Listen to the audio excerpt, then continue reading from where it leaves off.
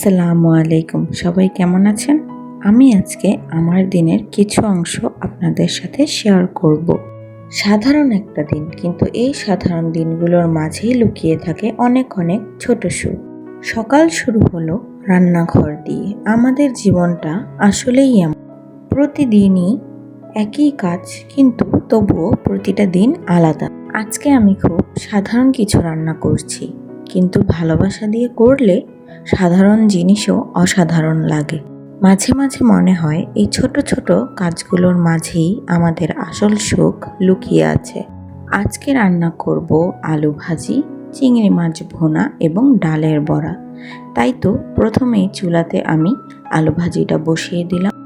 এখন এটাকে ভালো করে নেড়ে চেড়ে এর মাঝে পরিমাণ মতো নুন দিয়ে নিব।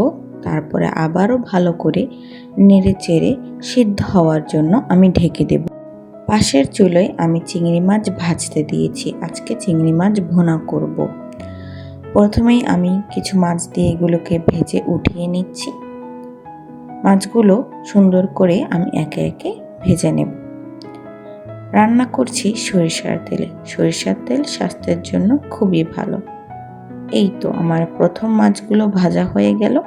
এখন আমি আরও কিছু মাছ ভাজতে দিয়ে দিলাম। আমরা অনেক সময় ভাবি বড় কিছু করলে তবেই জীবন সুন্দর হবে, কিন্তু সত্যি বলতে একটা শান্ত দুপুর, নিজের হাতে রান্না করা খাবার আর পরিবারের হাসি, এগুলোর মাঝেই আছে প্রকৃত শান্তি। মাছগুলো ভাজা শেষে আমি পেঁয়াজ মরিচ তেলে ভাজতে দিয়ে দিলাম। এদিকে আমি আলু ভাজিটাকেও দেখছি সিদ্ধ হচ্ছে কিনা, তার জন্য আমি সুন্দর করে নেড়ে চেড়ে এগুলোতে টমেটো দিয়ে এগুলোকে ভালো করে আমি নেড়ে চেড়ে দিচ্ছি। টমেটোটি পরে দিয়েছি, কারণ আলু আগে দিলে সিদ্ধ হতো না, শক্ত শক্ত থেকে যেত। নেড়ে চেড়ে আবার ঢেকে দিলাম। এদিকে পেঁয়াজও ভাজা হচ্ছিল এবং আমি কুকারে ডাল সেদ্ধও বসিয়েছিলাম। এদিকে সব কিছু কেটে কুটে রেডি করে। আমি নিজেও আগে এত কিছু ভাবতাম না, কিন্তু এখন বুঝি ধীরে চলাটাও একটা সুন্দর যাত্রা। পেঁয়াজ ভাজার পর মশলাগুলোকে ভালো করে কষিয়ে এর মাঝে মাছগুলোকে দিয়ে ভালো করে কষিয়ে আমি সুন্দর করে পানি দিয়ে দিচ্ছি। পানি দিয়ে এগুলোকে ভালো করে নেড়ে চেড়ে বলক আসার জন্য অপেক্ষা করব। আবার একটু ভালো করে নেড়ে চেড়ে দিচ্ছিলাম সুন্দর করে। এই তো এগুলোতে বলক চলে আসছিল। আমার মাছ ভুনা প্রায় শেষ পর্যায়ে, তাই এতে সুন্দর করে আমি ধনেপাতা এবং জিরের গুঁড়ো দিয়ে দিলাম।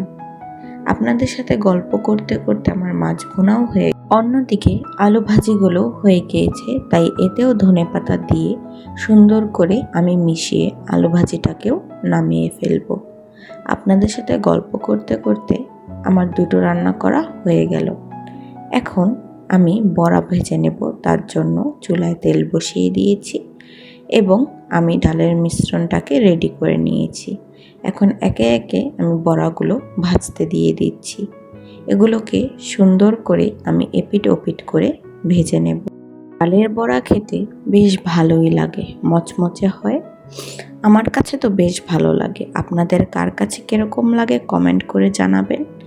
এই তো এক পাশ ভাজা হয়ে গেছে। এবার এগুলোকে আমি সুন্দর করে উল্টে দিচ্ছি। উল্টিয়েও এগুলোকে ভালো করে আমি ভেজে নেব। সরিষার তেলে ভাজার কারণে এরকম ফোমি টেক্সচারটা তৈরি হয়েছে। এই তো আপনাদের সাথে গল্প করতে করতে আমার ডালের বড়াও তৈরি হয়ে গেল। তো আজকের রান্না করা শেষ। বিকেলে চলে গিয়েছিলাম ছাদে লেবু গাছ লাগানোর জন্য। ছাদে একটি বালতির মধ্যে সুন্দর করে লেবুর চারা লাগাচ্ছিলাম।